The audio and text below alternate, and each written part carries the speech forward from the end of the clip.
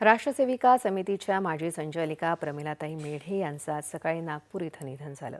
त्या 97 वर्षांच्या होत्या. प्रमिलाताई गेल्या 3 महिन्यांपासून आजारी होत्या. त्यांच्या इच्छेनुसार उद्या त्यांचं देहदान एम्स इथं केलं जाणार आहे. राष्ट्रसेविका समितीनं ही माहिती दिली आहे. राष्ट्रसेविका समितीच्या त्या 4थ्या प्रमुख संचालिका होत्या. राष्ट्रीय स्वयंसेवक संघाचे सरसंघचालक मोहन भागवत यांनी प्रमिलाताई मेढे यांचं अंत्यदर्शन घेतलं. प्रमिलाताई मेढे यांच्या निधनाबद्दल पंतप्रधान नरेंद्र मोदी यांनी दुःख व्यक्त केलं आहे. त्यांचं संपूर्ण जीवन समाज आणि राष्ट्रसेवेला समर्पित होतं.